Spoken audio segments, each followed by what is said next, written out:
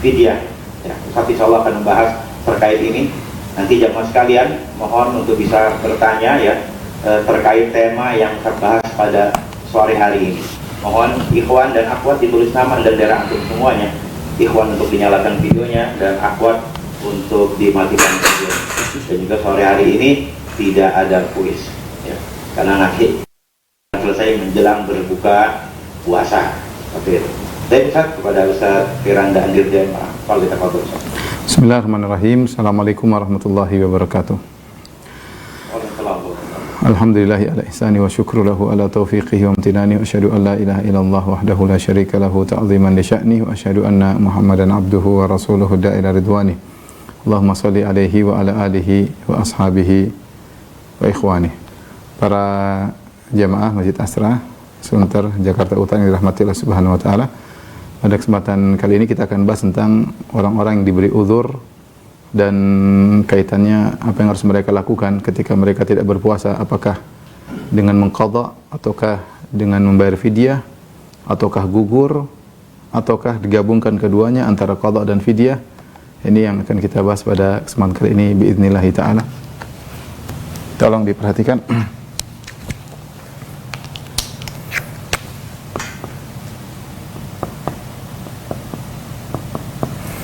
Orang-orang yang dapat uzur, ya, ahlul a'dzar,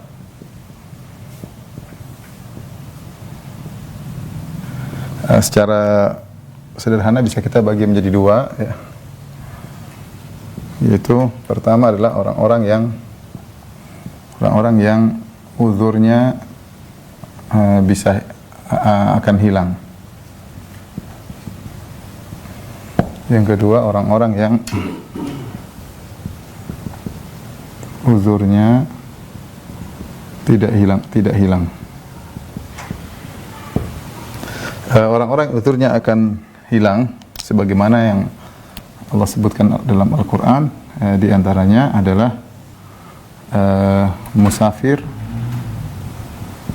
kemudian sakit, dan dalam hadis disebutkan tentang wanita haid.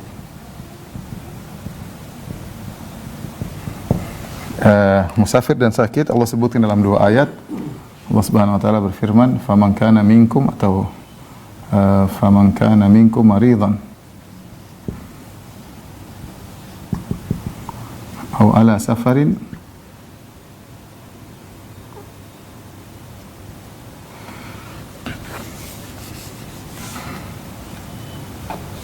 atau ayat yang kedua, "Waman kana maridan." Dua kali Allah sebut ini, yang kedua saja karena ada kaitannya, wa man kana maridan aw ala safarin fa iddatun min ayyamin ukhar yuridu Allah bikumul yusra wa la yuridu bikumul usra. Barang siapa yang sakit, ya, barang siapa yang sakit atau safar, ya, atau safar, fa'iddatun min ayyamin ukhar, dia berbuka maka diganti hari-hari yang lain. Yuridullah bikumul yusra, Allah menghendaki kemudahan, wala yuridu bikumul usra, Allah tidak menghendaki kesulitan. Wanita haid datang dalam hadis, ya, datang dalam hadis.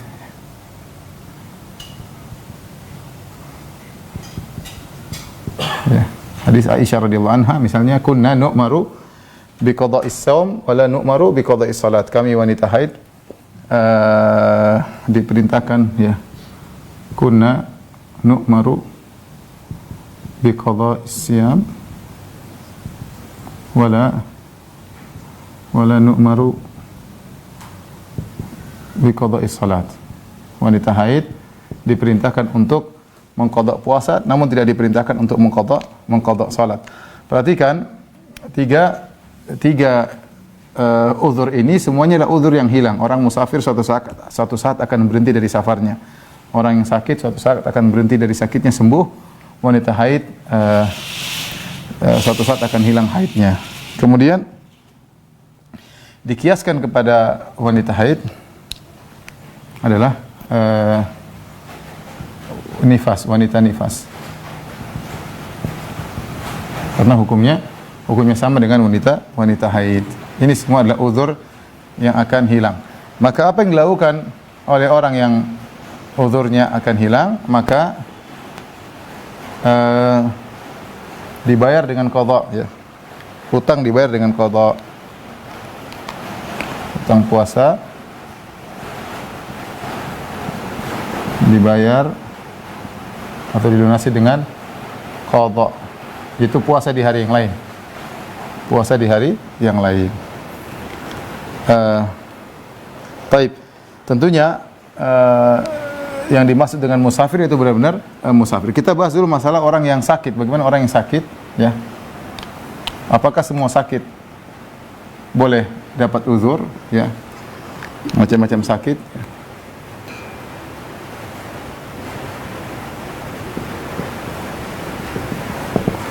Sakit ada yang tidak tidak berpengaruh dalam puasa.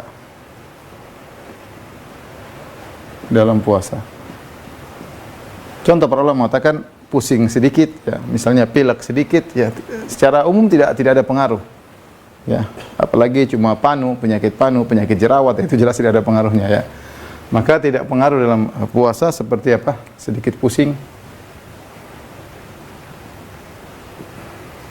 misalnya sedikit pilek, ya. Apalagi panu dan jerawat, ya. Dan jerawat misalnya. Maka ini tetap wajib puasa, tidak ada uzur. Ini tetap wajib puasa.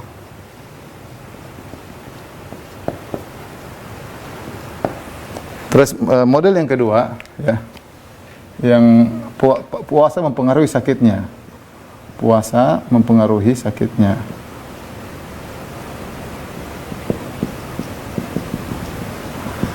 Bagaimana pengaruh sakitnya? Bisa jadi, misalnya, menunda kesembuhan.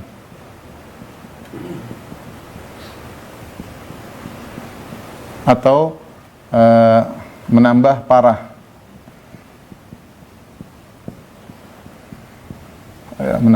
Menambah parah. Maka ini uzur, ya. Ini yang beruzur, boleh tidak puasa.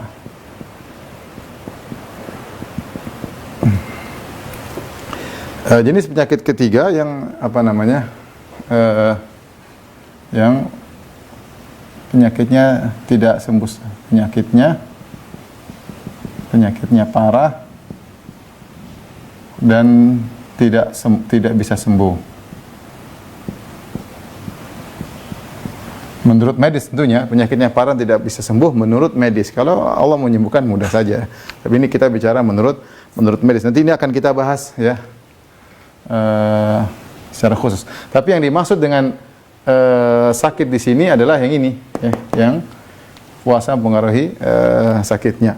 Adapun ini tidak, jadi bukan sakit secara mutlak. Kenapa bukan sakit secara mutlak? Karena setelah itu Allah berfirman, yuridullahu bikumul yusra wa la yuridu bikumul usra. Allah menghendaki kemudahan, Allah tidak memiliki kesulitan. Jadi sakit yang memang membawa kesulitan. Seorang ketika berpuasa, maka dia merasa sulit. Bisa jadi sakitnya semakin parah, bisa jadi menunda kesembuhannya. Sakit itulah yang diizinkan untuk berbuka. Adapun kalau sakit sedikit tidak ada pengaruh, maka pendapat yang lebih kuat tetap wajib puasa. Ini sakit. Tapi yang berikutnya musafir. Perhatikan sini. Ya. Kita kasih nomor 1 aja, ya. 2. Ya. Nomor 3, nomor 4. Musafir, kondisi musafir ada 3. Kondisi safar, kondisi musafir ada 3. Yang pertama, merasa berat puasa.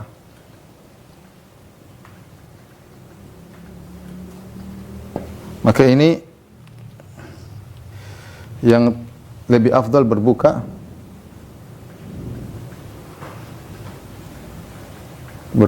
Bahkan bisa jadi wajib.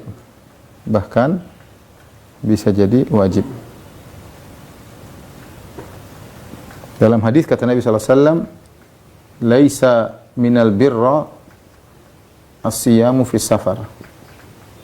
Bukan merupakan kebajikan berpuasa ketika safar. Bukan merupakan kewajiban ketika berpuasa ketika safar. Kemudian yang kedua,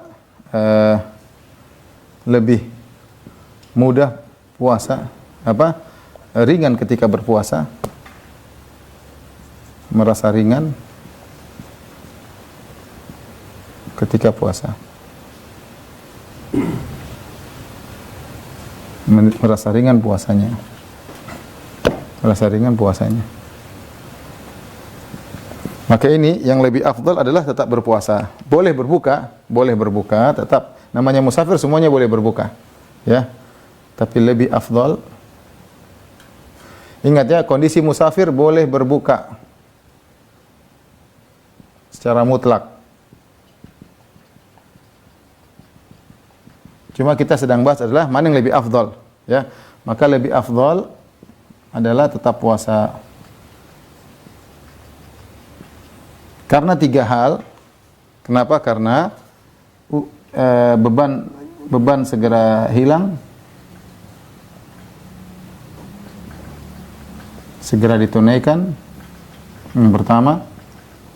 Yang kedua, lebih ringan karena bersama kaum muslimin.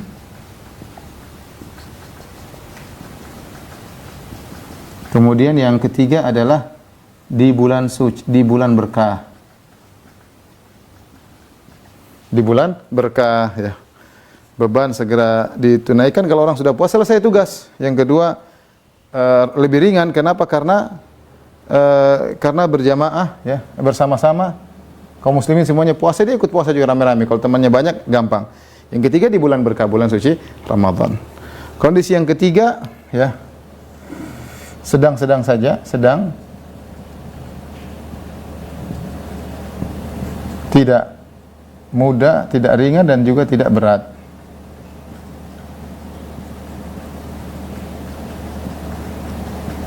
Ini terserah saja, ya. Kemungkinan, ya, intinya boleh saja dia mau begini terserah. Tapi kalau dalam kondisi ringan, maka hendaknya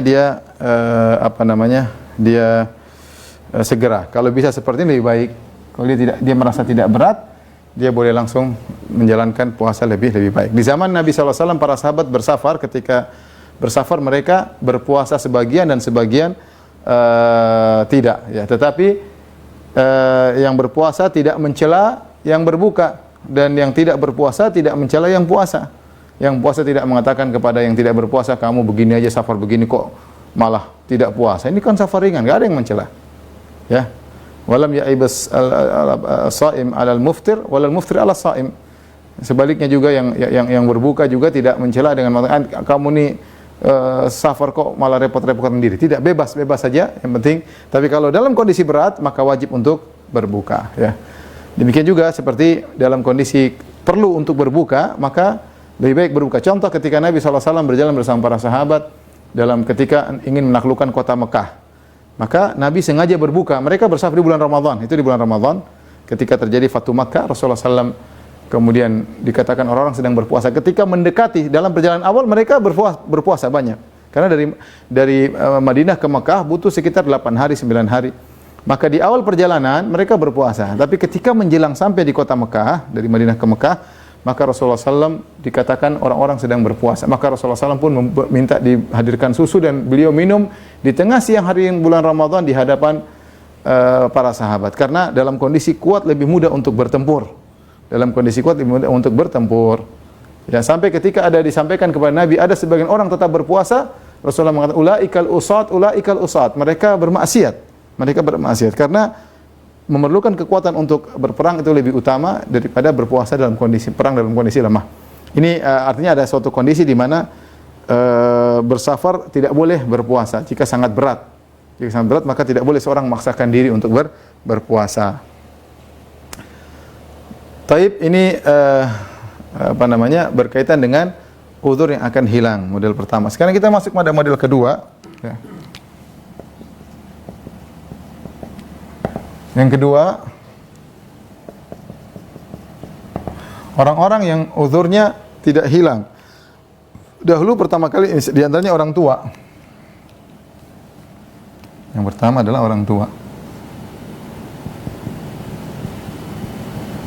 Orang tua. Pertama kali mengenai orang tua ada dua. Ada orang tua yang dia bisa berpuasa dan ada yang tidak berpuasa. Berat bagi dia berpuasa. Allah turunkan pertama kali, kata Allah Subhanahu wa taala, "Wa 'alal ladzina yutiqunahu fidyatu ta'amu miskin."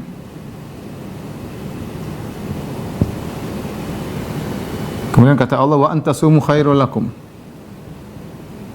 Wa an tasumu khairul lakum. Jadi pertama Allah mengatakan wa 'alal ladzina yutiqunahu, dan bagi orang-orang yang tua yang berat melakukan puasa hendaknya bayar fidyah. Awal pertama kali turun orang tua dua pilihan. Bagi yang kuat, kalau yang enggak kuat jelas dia bayar fidyah. Tapi bagi yang kuat, mungkin dia umur 60, 70 tapi dia kuat berpuasa. Dia kuat berpuasa. Maka ketika itu yang kuat berpuasa boleh puasa, boleh bayar fidyah. Saya ulangi, pertama kali turun ayat, saya tulis di sini lah, ya.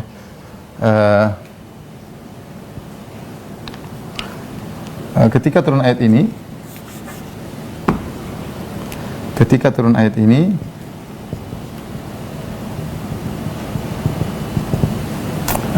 orang tua yang kuat berpuasa diberi pilihan, boleh tidak puasa tapi bayar fidyah,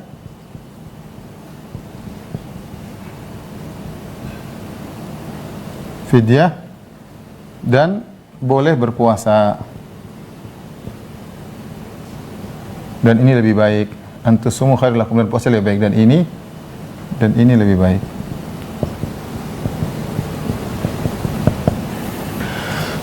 Kemudian setelah itu turun firman Allah. Setelah itu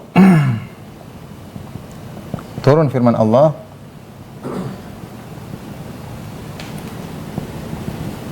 faman syahida minkum asyhara falyansum. Faman syahida minkum asyhara falyasum. Barang siapa yang menghadiri bulan Ramadan maka harus puasa. Setelah itu ditaksis, lalu dikhususkan.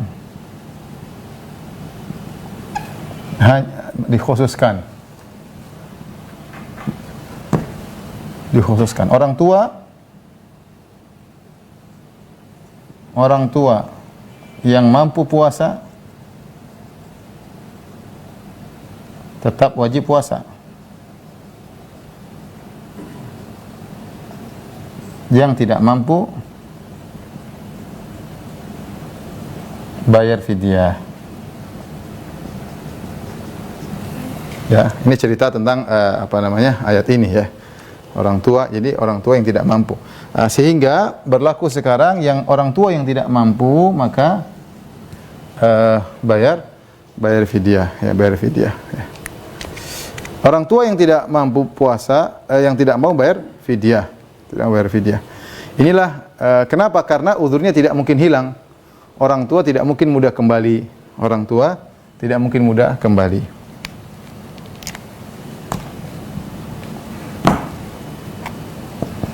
Tapi setelah itu dikiaskan kepada kondisi ini,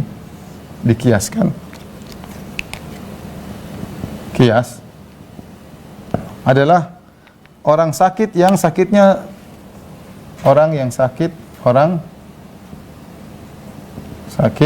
yang sulit sembuh menurut medis. Tahunan. Orang sakit tahunan ya. Yang sulit sembuh menurut medis. Ini tadi yang kita sebutkan, penyakit parah dan tidak bisa sembuh menurut medis.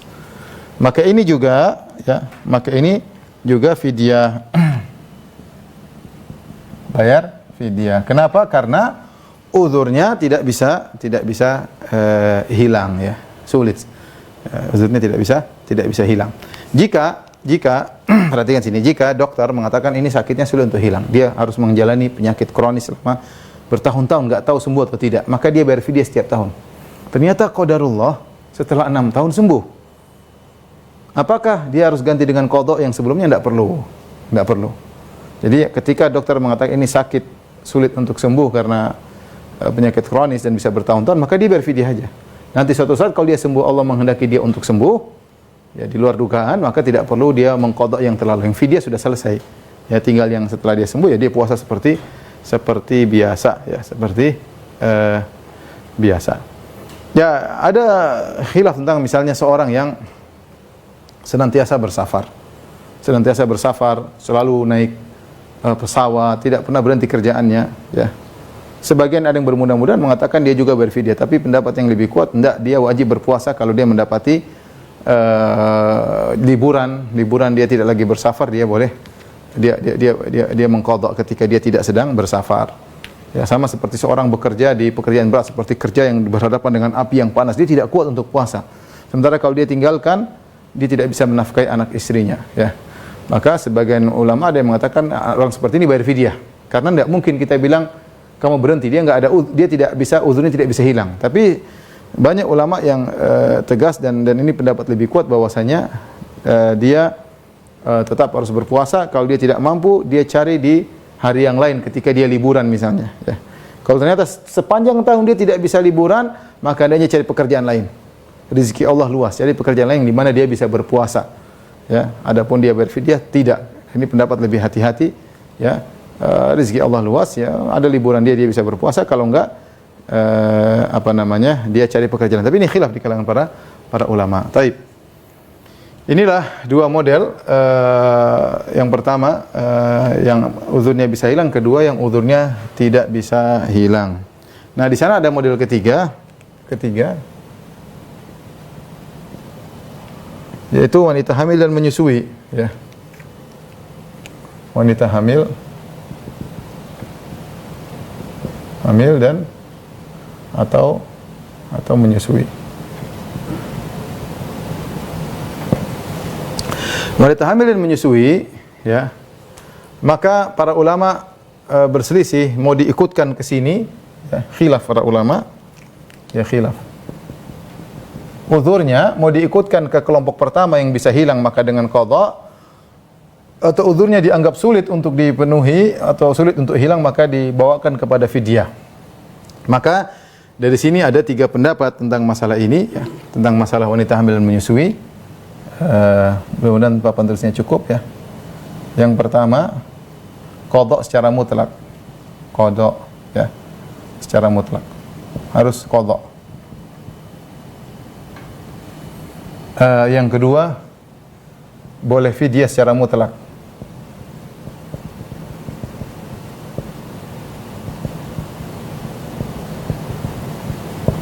Yang ketiga, diperinci. Bagaimana diperinci? Jika dia buka, dia tidak puasa. Jika tidak puasa karena takut,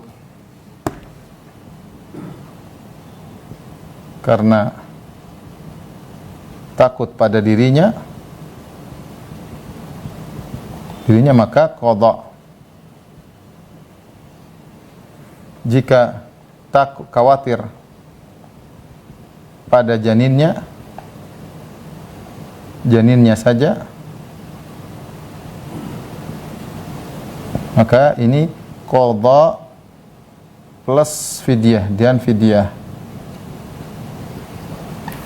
Ini pendapat mazhab Syafi'i, kalau tidak salah riwayat dari mazhab Hambali. Tapi perhatikan, inilah wanita hamil dan menyusui ada 3 pendapat. Pertama, qada secara mutlak, pokoknya hamil menyusui. Dan ini sangat kuat dalil ini, ya, karena kalau ditinjau dari sisi uzurnya, wanita hamil memiliki uzur yang akan hilang, dia tidak akan hamil selamanya. Demikian juga dia menyusui, ya. Dia menyusui, ya. Sebelumnya saya ingin menyampaikan, sebenarnya ulama berpendapat wanita hamil menyusui kalau dia mampu untuk puasa, dia tidak khawatir terhadap dirinya, tidak khawatir terhadap anak janinnya, dokter mengatakan sehat, ini ini anak kita sudah kasih vitamin, insya Allah sehat, kamu juga sehat, kamu boleh berpuasa, maka dia hendaknya berpuasa. Tapi ini jarang, biasanya orang nggak kuat ya. Kalau dia mampu, dia tidak khawatir kepada dirinya, tidak khawatir pada janinnya, maka dia silakan berpuasa. Tapi jika dia khawatir kepada dirinya, dia muntah-muntah, lemah, capek, menyusui anak, ya, atau dia sehat tapi dia khawatir anaknya, janinnya, dan ini syariat memperhatikan tentang kemaslahatan janin. Nanti kalau dia tidak puasa, kalau dia berpuasa, khawatir anaknya, janinnya kurang asupan gizi, maka hendaknya dia berbuka. Jangan maksakan diri, jangan sampai dia mendolimi janin yang ada dalam perutnya. Ya, taib. Maka tiga pendapat pertama qadha secara mutlak, dan ini pendapat yang sangat kuat karena uzurnya sama-sama hilang. Hamil tidak selamanya hamil, menyusui tidak selama menyusui. Maka dia bawa kepada uzur yang akan hilang. Ya. Pendapat yang kedua ini saya kurang cocok karena di antaranya ada penggabungan qadha dan fidyah. Ya, ini dua langsung pada satu buka, cuma satu orang batal satu, dibayarnya dua sekali. Ini secara dalil kurang kuat, secara logika juga kurang kuat. Namun ini pendapat sebagian ulama. Allah alam bisawab, masing-masing punya ijtihad tersendiri. Pendapat yang ketiga ini pendapat yang paling ringan, boleh fidyah secara mutlak. Mereka mengatakan wanita hamil dan menyusui dikiaskan dengan orang tua yang sulit. Orang tua yang sulit untuk berpuasa. Ya, mereka kalau maksa bisa, sama orang tua. Kalau dia mau paksa puasa bisa, ya, tapi berat. Ada yang orang tua yang biasa, tapi ada orang tua yang dia kalau puasa dia terseok-seok setengah mati. Meskipun selesai dia bisa puasa, ya, maka berat bagi dia. Maka apalagi ada qiraah wa alal ladzina yutawwiqunahu, dan bagi orang yang merasa berat melakukan puasa tersebut. Sehingga mereka mengatakan wanita hamil dan menyusui dikiaskan kepada orang tua yang sangat sulit berpuasa, karena wanita hamil menyusui bisa saja berpuasa namun berat. Sehingga dikiaskan. Yang kedua, dalil yang kedua adalah karena ada fatwa dari Ibnu Umar dan juga dari Ibnu Abbas radhiyallahu ta'ala anhuma, bahwasanya wanita hamil dan menyusui cukup untuk fidyah, ya. Kemudian juga ada hadis Rasulullah SAW bersabda, Inna Allaha wada'a anil musafir as-salat wa ani al-hamil wal murdi as-siyam. Perhatikan sini, di antara dalil yang saya tuliskan hadis ini yang menjadikan saya memilih pendapat ini. Rasulullah SAW bersabda, saya Indonesia saja, sesungguhnya innallaha mengangkat wada'a anil musafir syatra salat, mengangkat setengah salat dari musafir, dan mengangkat puasa dari wanita hamil dan menyusui. Hadis ini hadis yang sahih, disahihkan oleh Syekh Albani rahimahullah taala. Perhatikan di sini. Allah Subhanahu wa taala, Nabi SAW mengatakan, Inna Allah wada'a anil musafir syatra salat. Sungguhnya Allah mengangkat setengah salat. Setengah salat maksudnya 4 rakaat jadi 2 rakaat. Orang musafir kan 4 rakaat jadi 2 rakaat. Ketika dia selesai dari safar, apakah dia harus mengqadha yang sudah diangkat tersebut? Jawabannya tidak. Saya ulangi, orang musafir kan harusnya salat 4 rakaat ketika dia di mukim. Ketika dia bersafar, berarti kan salatnya menjadi 2 rakaat. Setengahnya diangkat oleh Allah. Ketika diangkat ini, tidak diqadha lagi setelah dia mukim. Nah, selanjutnya Nabi berkata, dan wa anil hamil wal murdi as-siyam, dan Allah mengangkat puasa bagi wanita hamil dan menyusui. Berarti tidak perlu diqadha lagi. Kalau ternyata diqadha lagi, berarti Allah tidak mengangkat. Allah hanya menggantung. Allah menggantung. Ini mengangkat wada, berarti angkat, hilang, sudah tidak perlu puasa lagi. Maka hanya dengan bayar fidyah. Maka dari situ saya lebih condong dengan pendapat ini. Ini pendapat fatwa dari sebagian sahabat. Nah, seringnya sekarang kalau saya ditanya, saya bilang bagi wanita hamil dan menyusui yang mampu untuk mengqadha, silakan dia mengqadha agar dia keluar daripada khilaf, dan ini lebih afdal, ya. Tetapi kalau dia ternyata berat, ya, dia merasa sulit, apalagi saya katakan suaminya produktif, ya, tahun ini hamil, tahun depan menyusui, tahun pertama hamil, tahun kedua menyusui, tahun ketiga hamil lagi, tahun keempat menyusui, tahun kelima hamil lagi, tahun keenam menyusui, tahun ketujuh hamil lagi, tahun ke-8 menyusui. 8 tahun utangnya kali 30 sudah berapa? 300 20 hari berat, ya. Untuk hampir setahun menggantikannya. Oleh karenanya saya lebih condong wanita hamil dan menyusui boleh bayar fidyah. Kalau mereka bisa qadha silakan. Kalau merasa berat bayar fidyah. Ini kesimpulan yang berkaitan dengan orang-orang yang memiliki uzur. Setelah ini kita akan bahas hukum-hukum yang berkaitan tentang qadha dan fidyah.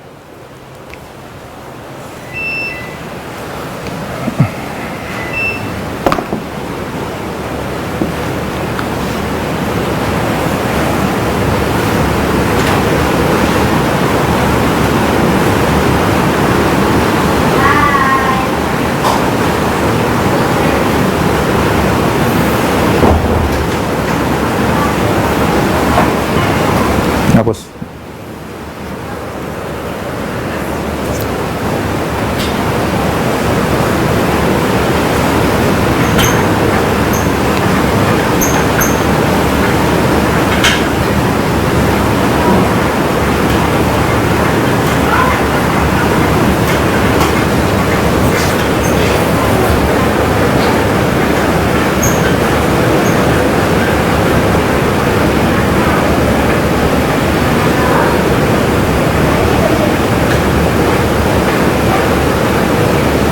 Di antara pendapat yang juga menguatkan bahwasanya wanita hamil dan menyusui boleh bayar fidyah, sebagian ulama bahwasanya fatwa dari Ibnu Abbas dan Anas, dari Ibnu Abbas dan Ibnu Umar tidak dikenal ada yang menyelisihi dari sahabat yang lain. Yang kedua, benar-benar menyelisih kias, ya. Menyelisih kias. Kiasnya jelas, kalau maksud saya kias sebenarnya analogi yang jelas bagi udzur yang bisa hilang.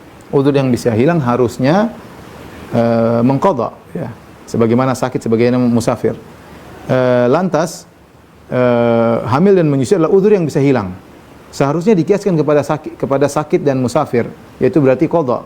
Tetapi ketika sahabat Ibnu Abbas dan Ibnu Umar berfatwa dengan fidyah, menunjukkan mereka punya dalil yang ada mereka pahami menyelisih kias tersebut, ya. Bisa jadi dalil tersebut dari Nabi SAW, sebagaimana tadi hadis yang kita isyaratkan, ya. Ini menguatkan bahwasanya justru ketika mereka menyelisih kias, mereka berarti punya pegangan, ya. Wallahu a'lam bishawab, ya. Tapi kita lanjutkan tentang hukum-hukum berkaitan dengan qadha dan fidyah.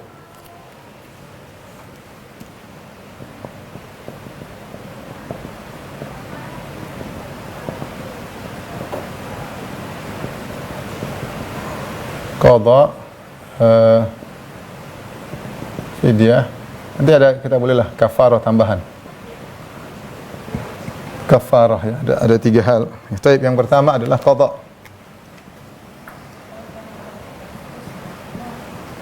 Kemudian fidyah, kemudian kafarah.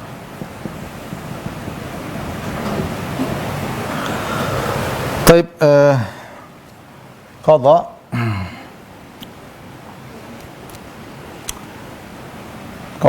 pertama tidak harus berurutan. Boleh dipisah-pisah. Boleh dipisah-pisah.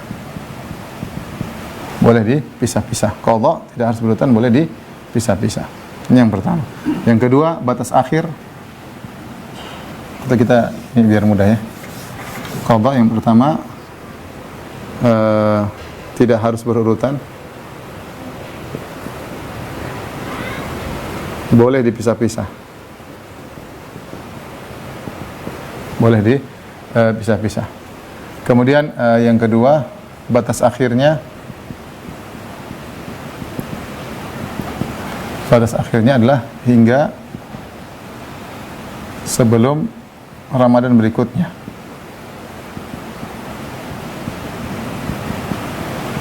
Aisyah radhiyallahu ta'ala anha berkata, in kana alayya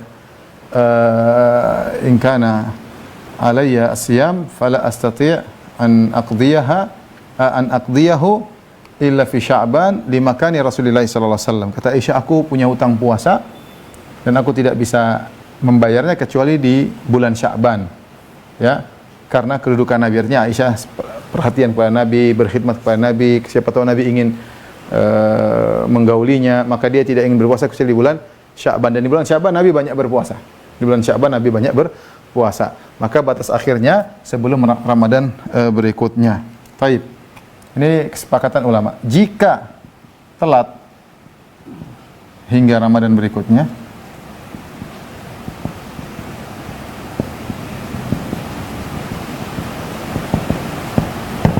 maka ada dua pendapat khilaf.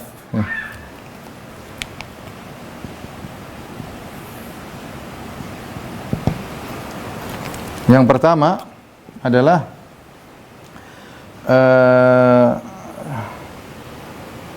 sama saja apakah telatnya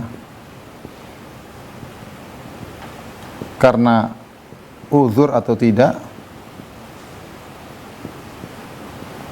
atau kita bagi dua ya. Tetap bayar qadha, hanya qadha. Ini bisa kita bagi dua. Jika telatnya karena uzur, maka tidak dosa. Tetap aja qadha. Jika telat tanpa uzur,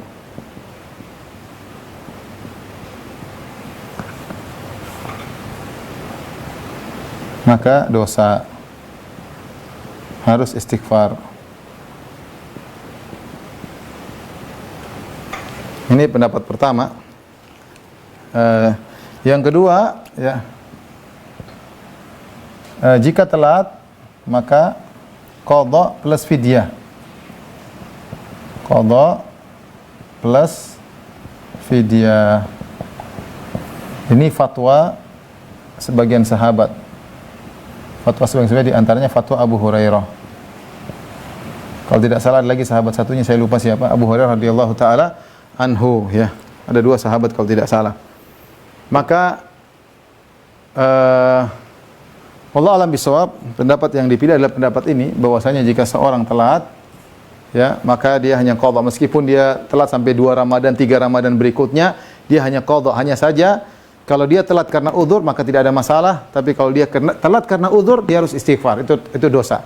Itu dosa. Ini pendapat cukup kuat karena disebutkan ini fatwa dari sahabat dan tidak ada yang menyelisihinya, dan perkataan sahabat adalah hujjah jika tidak ada yang menyelisih. Tapi zahir ayat bahwasanya orang yang punya uzur, atau zahir hadis menunjukkan dalil orang punya uzur maka hanya mengqadha. Tidak ada fidyah, tidak ada fidyah. Ini berkaitan dengan qadha. Kemudian bagi orang yang meninggal dan punya hutang puasa,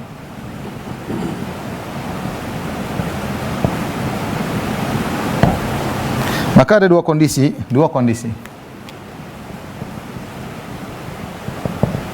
Yang pertama, dia tidak sempat,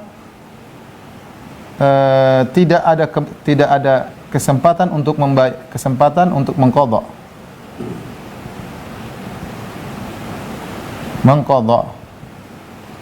Contoh sakit lalu tidak sembuh, akhirnya meninggal, akhirnya wafat, ya. Atau contoh ini satu, contoh musafir, ya. Lalu ketika tiba di rumah ketabrak, tiba di rumah meninggal.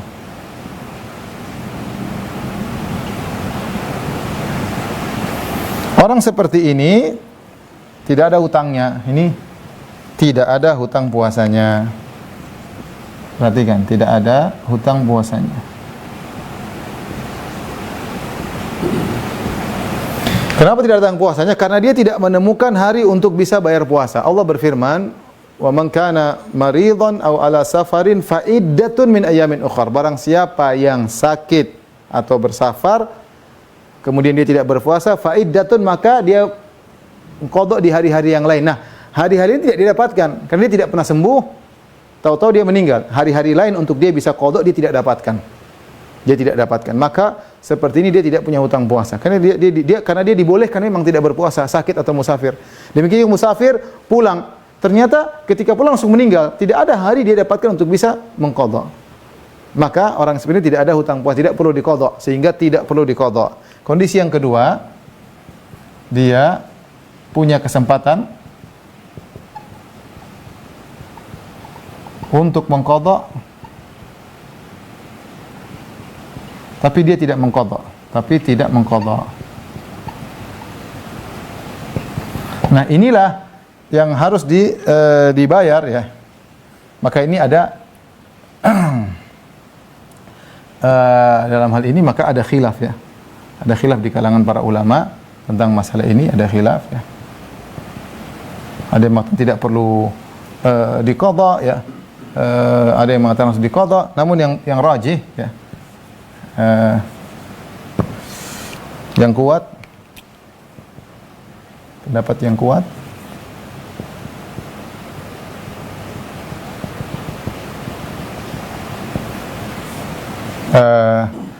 apa namanya, walinya, ahli warisnya mengqadhakan.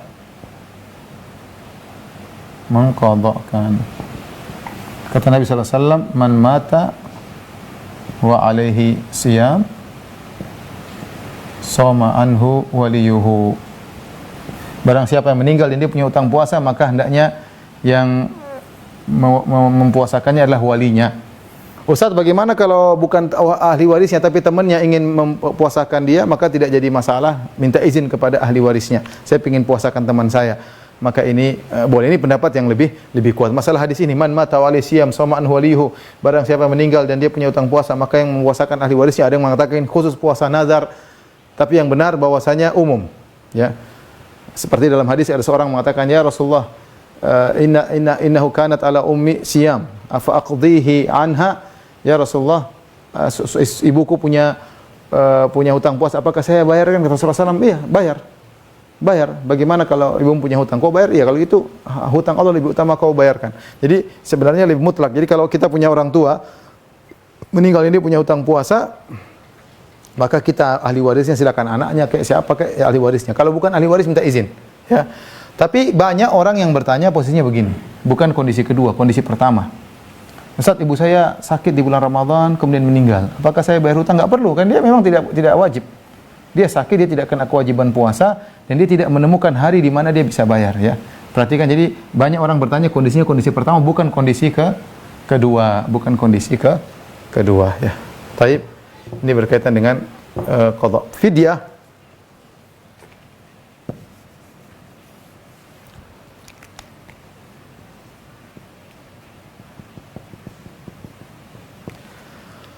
Perhatikan, fidyah bisa dibayar dengan dua model. Untuk begitu. Pertama, bisa dibayar dengan dua model. Pertama dengan makanan pokok, bahan mentah.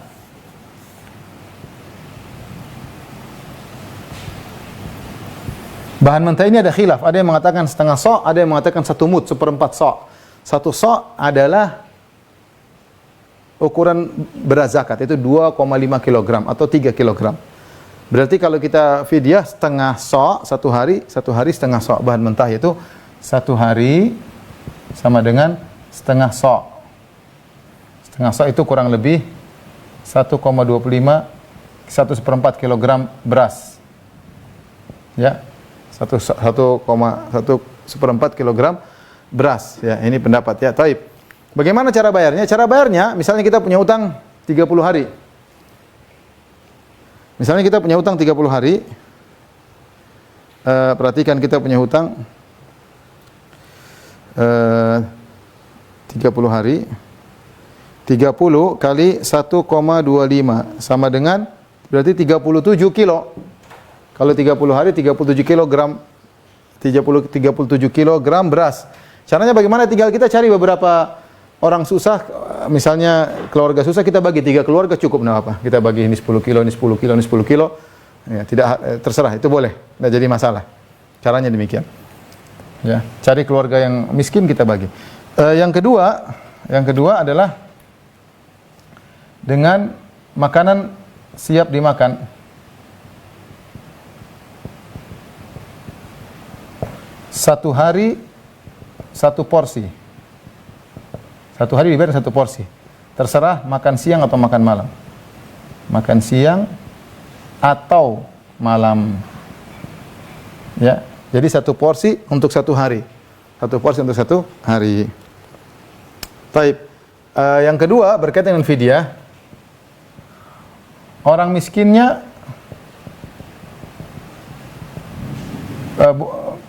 boleh satu orang diulang-ulang. Misalnya kita punya satu orang, orangnya cuma satu di kampung. Satu kampung semua miskin cuma satu orang. Ya udah, tiap hari kita satu bungkus. Makan pagi, makan siang satu bungkus. Makan malam satu bungkus sudah 2 hari. Besoknya lagi makan siang satu bungkus udah 4, gitu. Tidak mesti harus banyak, karena Allah mengatakan wa 'alal ladzina yutiqunahu fidyatun ta'amu miskin. Ta'amu miskin. Jadi miskinnya terserah. Karena Allah mengatakan fidyah ta'amu miskin. Kata Allah, fidyatu ta'amu miskin. Nah, miskin sini umum, mutlak ya, bukan umum, mutlak. Mau miskin yang mana, mau berulang-ulang juga tidak jadi masalah. Dan bisa juga, misalnya, bisa juga kita ngumpulin 30 orang, suruh makan di rumah sekali makan, selesai. Beli 30 bungkus, bagi 30 orang, selesai. Jadi maksud saya, tidak disyaratkan harus 2 miskin, 3 miskin, terserah. Miskin berapa orang, yang penting satu porsi, satu hari. Porsi makan siang atau porsi makan malam. Taib, berikutnya di antara aturan fidyah tidak boleh dibayar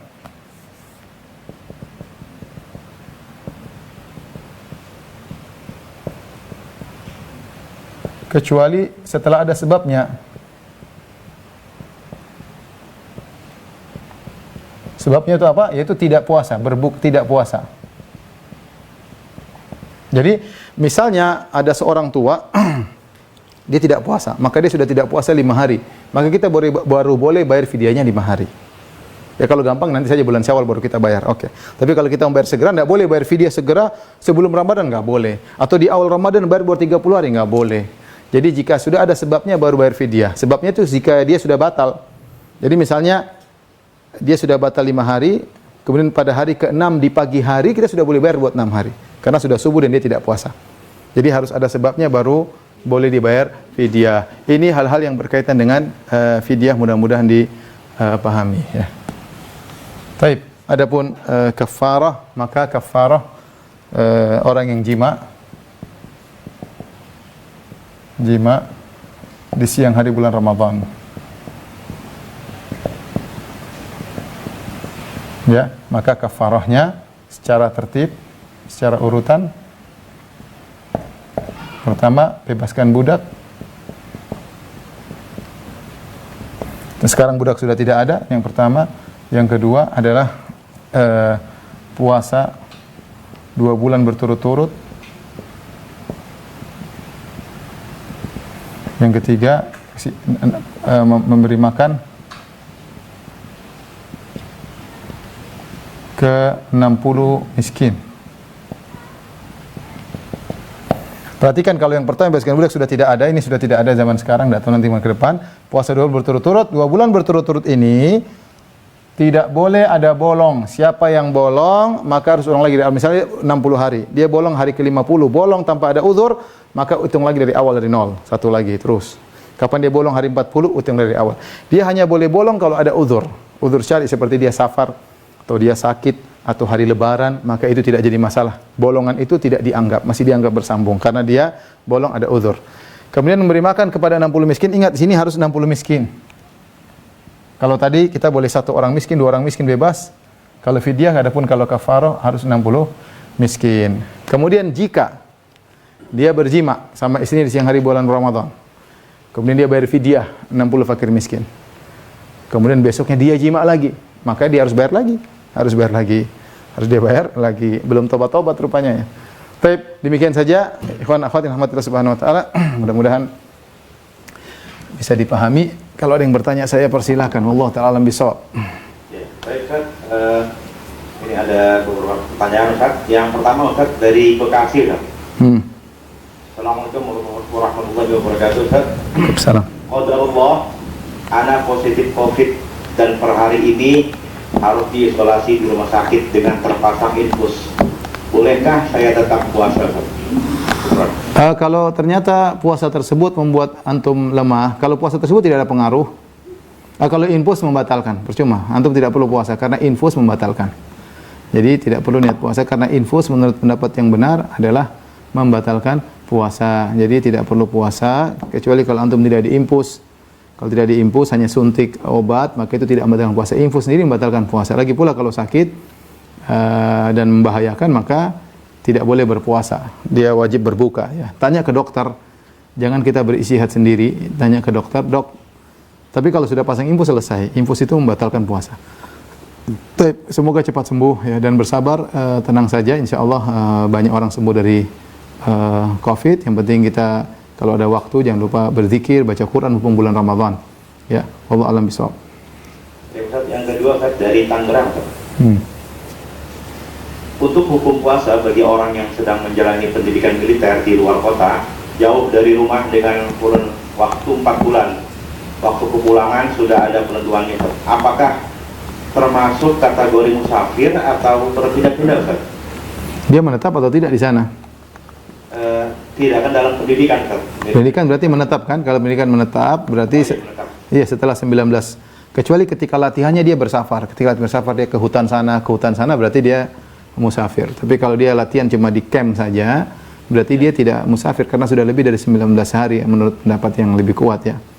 Dia sudah mukim di sana. Jadi dia tidak mengambil hukum musafir kecuali tadi jika dia ternyata ketika latihan dia harus keluar dari camp kemana-mana maka boleh tidak berpuasa. Tapi kalau dia ada tugas negara ya, kemudian dan ini demi membela negara dia harus latihan, maka jika dia tidak mampu dia boleh berbuka. Mudah-mudahan bisa diganti di hari yang lain ya. Kalau itu memang darurat, memang tugas negara untuk dia bisa latihan untuk bela negara. Wallahu a'lam bishawab. Ya Ustaz, pertanyaan ketiga Ustaz. Ustaz Afwan izin bertanya, apakah boleh zakat fitrah diwakilkan oleh keluarga yang di Indonesia? Mengingat anak kerja di negeri non muslim. Asal dan tidak tahu di mana membayar zakatnya. Asalnya seorang membayar zakat di mana posisi dia. Kalau zakat fitrah berkaitan dengan dirinya, zakat mal berkaitan dengan hartanya di mana. Ada orang kaya, dia lagi safar ke misalnya ke Eropa ya, tetap zakat malnya di kampung dia karena duitnya asalnya di kampung dia. Tapi kalau zakat fitrah berkaitan dengan tubuh dia, hendaknya dia bayar di posisi dia di mana berada. Kecuali tadi kalau beruzur ternyata dia bingung, tidak ada orang miskin di situ, maka boleh dia wakilkan kepada di negeri lain untuk membayar zakat fitrahnya. Wallahu a'lam bishawab. Ustaz, nih ada satu lagi pertanyaan Ustaz. Saya ingin bertanya, saya sudah bayar fidyah dengan uang karena uzur hamil dan menyusui. Karena saya khawatir dengan saya dan bayi saya bermasalah. Saya dengar tidak sah kalau pakai uang Ustaz ketika membayar fidyah. Apa betul Ustaz? Jika iya, apa saya harus bayar ulang dengan bahan makanan? Ya, zahirnya begitu, bahwasanya makanan ya, karena makan pada orang miskin ya, karena fafidyatun ta'amu, miskin disebutkan makanan. Wallahu alam, lebih hati-hati jika dia mengulang lagi, lebih hati-hati.